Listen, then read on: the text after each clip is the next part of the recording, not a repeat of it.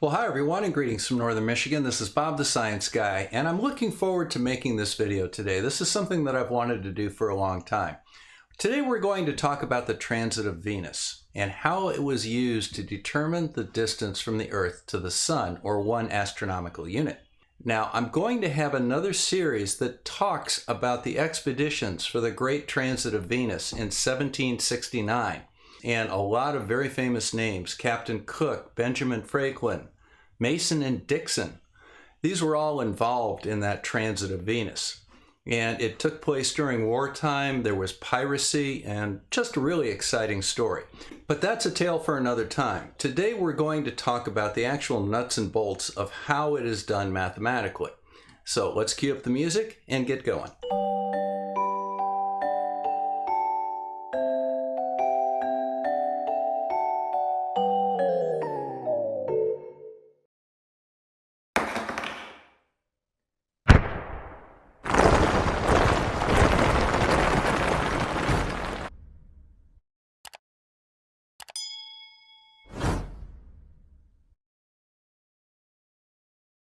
Well, first things first, let's go over the basics. Now, the transit of Venus used something called parallax to measure the distance from the Earth to the Sun. Now, parallax is actually a very simple process. Say we have two lines. We've got one that goes here, and we have one that comes down here. Now, both of those lines see an object. So obviously, the object is located here where those lines crossed. But if you were to look at that object on the disk of the Sun, perhaps, you might see this one down here, and you might see that one over there. This distance between the two is called the parallax angle. Now, it was the parallax angle that was used by Cook and the others to determine the distance from the Earth to the Sun. First, by determining the distance from the Earth to Venus during a transit of Venus. Now, let me show you what a transit of Venus is. Now, every 120 years, Venus passes between the Earth and the Sun. It does it twice, and those two episodes are 8 years apart. Now, there were transits of Venus in 1761, and there was another one in 1769. And more recently, we had a transit of Venus in 2004 and another one in 2012. The next transit of Venus will not occur during our lifetimes. Now, what you see on a transit of Venus is, if you look at the Sun, you will see a small dot that represents the planet Venus. And that dot will trace a path across the Sun like so. And here's an example of that. So here's a transit of Venus. I don't know if this was 2004 or 2012. It was probably one of the two. Now, the interesting thing is, if you go to a different location on Earth, preferably one that's several thousand kilometers away, you'll also see Venus track across the face of the Sun, but it'll track in a different area, say here.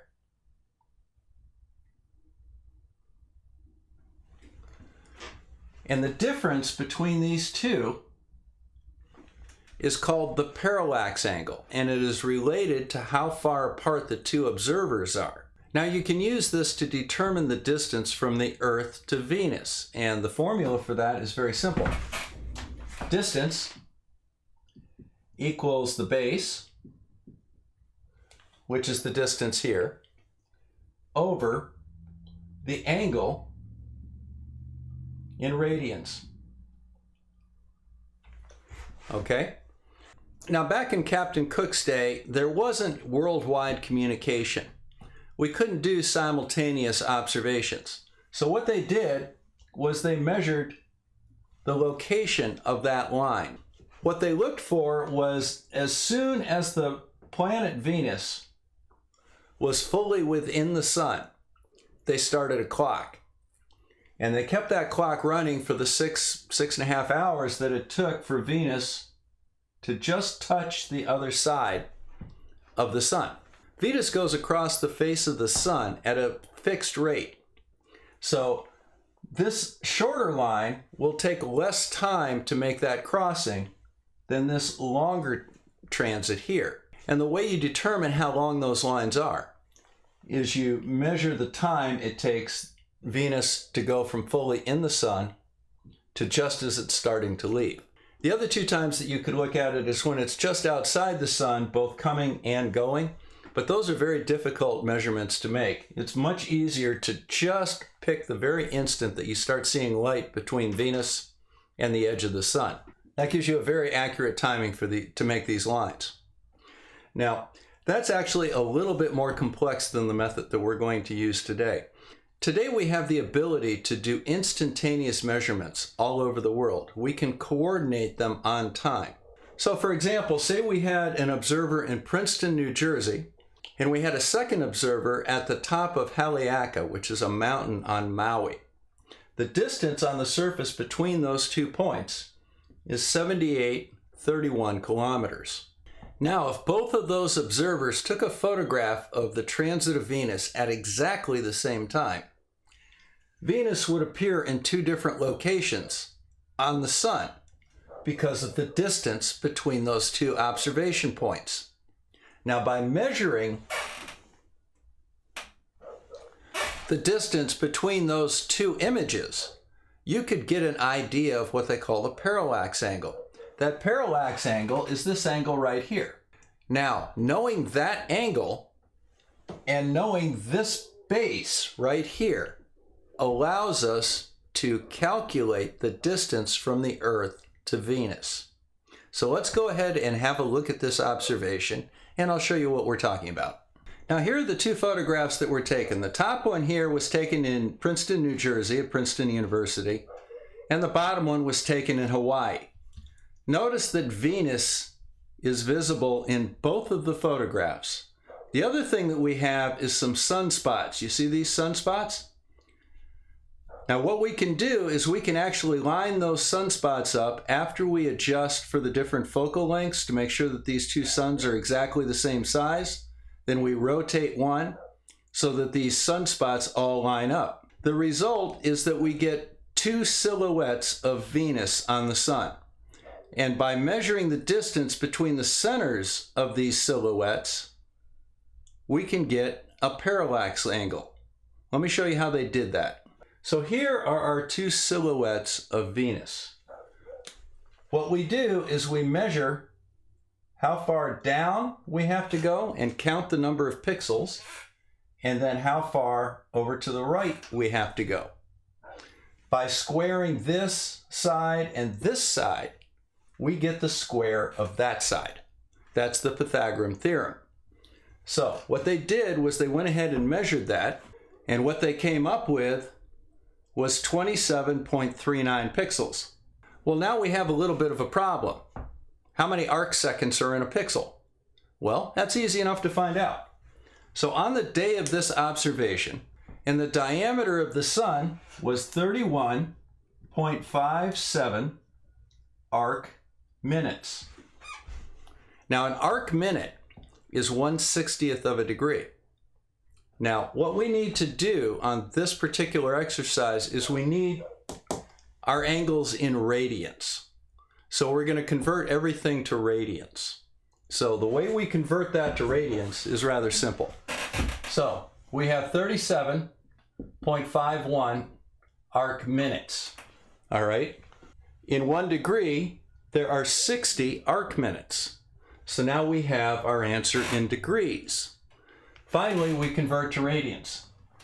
Now what a radian is if you take a circle, and that circle will have a radius to it. If you look at the circumference of the circle, there'll be a certain part of that circumference that is equal in length to the radius. So basically that's 1 radius length, that's 1 radius length.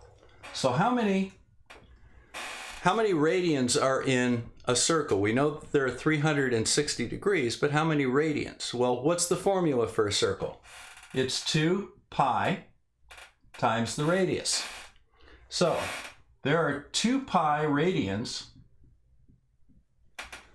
in a full circle. That's 360 degrees. In half a circle, there's 1 pi radian, and that's 180 degrees. Each radian is about 57.3 degrees. So, right now we have our answer in degrees. To convert to radians, we multiply by pi over 180, and that's 180 degrees. So now, our arc minutes cancel out and become degrees. Then our degrees cancel out and become radians. Now the last thing that we need to know, this tells us how many radians are in 37.51 arc minutes. The next thing we have to do is we have to figure out how many radians per pixel. Now the sun images in those photographs were 2460 pixels in diameter. And we know that that number of pixels equals this number of radians. So using that, we can actually calculate the size of the sun in radians, and we can calculate the parallax of Venus in radians. So let's go ahead and put those up. So here's the numbers that we got. For the sun, it's 0.009183 radians, and that's the distance from here to here, the diameter of the sun. Now, the parallax of Venus between the two silhouettes of Venus is 1.0224 times 10 to the negative 4 radians. All right? But there's a little problem with that, and that is that just as there's a parallax angle with Venus, there's also a parallax angle with the sun, and we need to correct for the solar parallax, they call. And when we do that, and the mathematics are in that paper that's attached to the description. So when we do that, we have this as the measured parallax of Venus, but the true parallax, the corrected parallax of Venus, is a little bit larger, and that is 1.429 times 10 to the negative 4 radians. So it's a little bit bigger. Well, now we've got one more calculation that we have to do. So this is an important calculation right here. 1.429 times 10 to the negative 4 radians is the parallax of Venus. Now what we have to do is we have to figure out the base of that triangle. Well, how do we do that? The distance between the two observer locations, by my measurement, is 7,831 kilometers. Now, while he did it a little bit differently in the paper by counting pixels, for example, I'm actually measuring it based on the great circle distance between the two locations, and I'm coming up with this angle right here, angle alpha. Now, what is the base of the triangle? It's this altitude line right here. It's not the distance along the surface of the Earth, which is curved and longer. It's this partial chord length between the two locations based on this angle.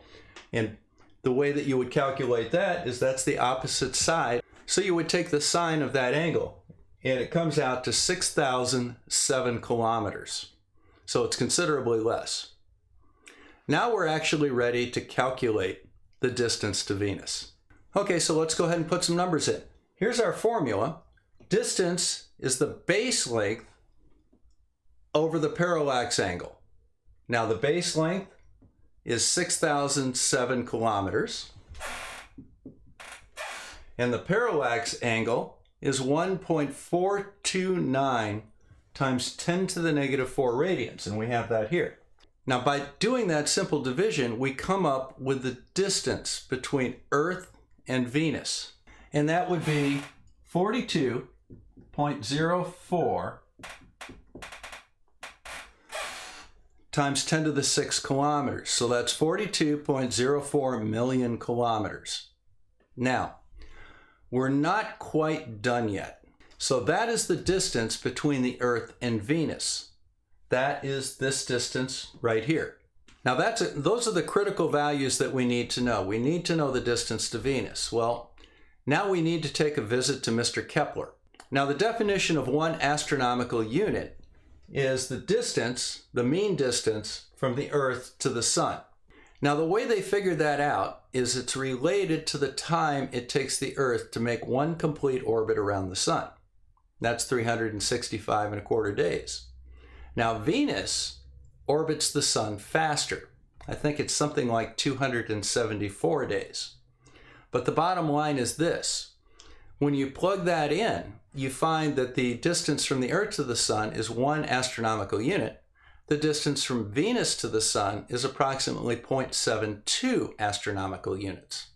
Now, just to make sure that this is nice and accurate, we said that Venus is about 0.28 astronomical units from Earth when they're lined up like that.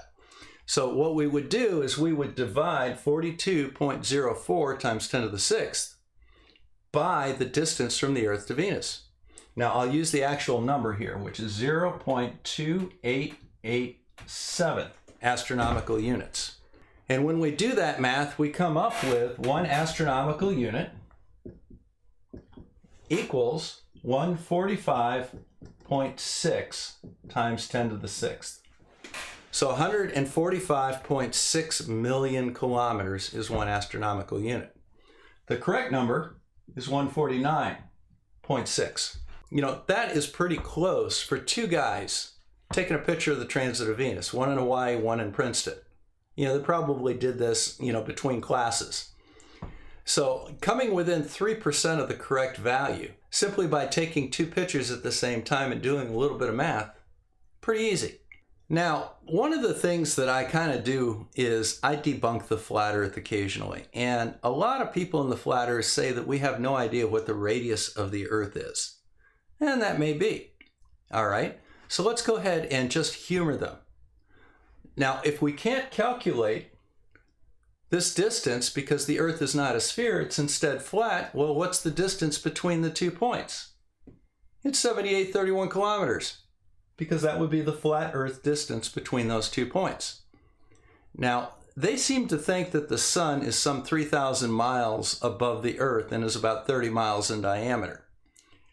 Those numbers will actually give you a larger value for 1 astronomical unit than what we got here, because you're dealing with a larger baseline. And recall, the base is on the top of the equation. Well, that was kind of fun. I hope it didn't get too confusing. I did include a copy of that paper in the description. I think that if you look at it, it's very nice, and he's got some good illustrations with it as well. The other thing that I want to talk about is that I'm going to start a series on the Great Transit of Venus in 1769. Now, there was a transit in 1769 and another one in 1761. 1761 was kind of a half-hearted trial. It was in the middle of the 7 Years' War. You had scientists from both sides trying to get these observations and work with each other while their countries were busy blowing each other out of the water. It's kind of an interesting story because the British Royal Society was in communication with the French Royal Society. What they ended up doing was they ended up going to the British Admiralty and getting a pass for the French scientists to go through English lines. So if an English ship pulled over the French ship, you know, they had these orders that said, hey, we're doing God's work here, let us go. And they would let them go. You know, it's a great story because, you know, the names that were involved, Ben Franklin, Captain Cook, Mason and Dixon, were all involved in these transit observations. And, you know, there's tales of piracy, and they're out in the middle of Siberia and South Africa and in the South Seas and Fiji. And, you know, there were 150 teams that reported back in 1769. It was the first true cooperative international scientific endeavor. And it really was an amazing story. And I'm using the book Chasing Venus as the background information for this. And I would highly recommend that you get a copy of that book because it's a great story. So this is Bob the Science Guy signing out from Northern Michigan. Thank you very much for stopping by. I hope that this wasn't too confusing and that you got something out of it. At least when people talk about the transit of Venus and they say, well, and they had to estimate the size of Venus, you'll realize that they have no idea what they're talking about because there's nothing about the size of Venus in this. It just has to do with the position. They're talking about somebody else, which was a transit 120 years before Captain Cook was out. So in any event, take care, guys. Remember to hit that like and subscribe, and I'll see you again soon.